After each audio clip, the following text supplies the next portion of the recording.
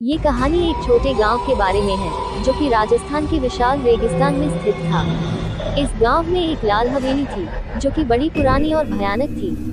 इस भूतिया हवेली के बारे में कई किस्से और डरावनी कहानियां सुनाई जाती थी, लेकिन जो इस भूतिया हवेली के अंदर होता वो किसी को भी नहीं पता था। गांव के निवासियों के लिए लाल हवेली एक भूतिया रहस्यमय स्थान था। कोई भी डर से उसके नजदीक नहीं जाता था। किसी ने उसके बारे में सच्चाई जानने की कोशिश नहीं की थी, क्योंकि डर के कारण कोई भी वहां नहीं जाता था। एक रात गांव के एक युवक राजू लाल हवेली के पास गुजर रहा था। वो सुना था कि हवेली में वैम्पायर दानव रहता है, लेकिन उसने ये सोचकर आजमाया कि यह तो केवल एक हिस्सा है। राजू को डर का एहसास नहीं था और वो उतना ही धीरे धीरे भूतिया हवेली की ओर बढ़ता गया। जब राजू हवेली के बगीचे के पास पहुंचा, तो वह एक विचित्र सुरक्षा चक्र पर खड़ा हो गया। उसने बगीचे को ध्यान से देखा और एक छोटी सी खिड़की से हवेली के अंदर की ओर देखा।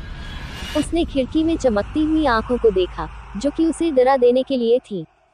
राजू ने सोचा कि यह शायद उसकी हल्की फुल्की दिमागी खिंचाव है, लेकिन फिर भी उसने भूतिया हवेली के दरवाजे पर दस्तक देने का निर्णय किया। दरवाजा धीरे से खुला और एक बड़ा और भयानक रूप में वैम्पायर उसके सामने खड़ा था। राजू के होश उड़ गए। वह डर के मारे वहां खड़ा हो गया, लेकिन वैम्पायर ने उसे छोड़ दिया। राजू को ये समझ में नहीं आया कि वैम्पायर उसे क्यों छोड़ दिया। वह वापस अपने घर की ओर बढ़ गया, लेकिन उसके दिल में एक डर बाकी रह गया। राजू की गुहार अन्य गांव वालों के कानों में पहुंच गई। वह सबको बताने लगा कि भूतिया हवेली में एक खतरनाक वैम्पायर है, लेकिन उस पर कोई विश्वास नहीं करता था। एक रात एक अन्य युवक नाम श्याम ने भी वही सफर किया। वह भी भूतिया हवेली के पास खड़ा हो गया और वहां भयानक वैम्पायर को देखा, लेकिन वह अपनी हौसला अफजाई करने के लिए तैयार था। श्याम ने वैम्पायर के पास जाकर उसे पूछा, तुम मुझे क्यों छोड़ रहे हो? वैम्पायर ने हंसते हुए कहा, तुम मुझे डरा रहे हो?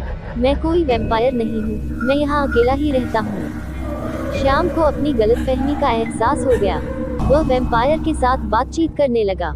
वैम्पायर ने अपनी कहानी सुनाई कि वह एक बार एक साधु का आशीर्वाद पाने के लिए जंगल में गया था, लेकिन वहां उसे एक जादूगर ने वैम्पायर बना दिया था। वह अब एकांतवास में हवेली में रहता था, पर उसकी नींद की ताक जादूगर के प्रभाव में थी, इसलिए वह दिन में हमेशा सोता रहता था।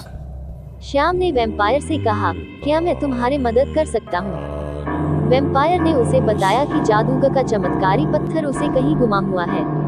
अगर वह पत्थर को प्राप्त कर सकता है, तो वह वापस मनुष्य बन सकता है। श्याम ने वैम्पायर की मदद करने का निर्णय किया। वह भूतिया हवेली के अंदर गया और जादूगर के पत्थर को ढूंढने लगा।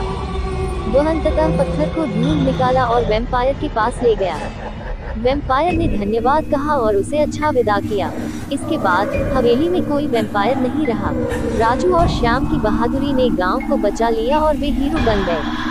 इस कहानी से हमें ये सीखने को मिलता है कि डर को पार करके हीरो बनना संभव है। इसके अलावा हमें ये भी सीखना चाहिए कि हमें किसी को उसके रूप या स्थिति के आधार पर नहीं जज करना चाहिए।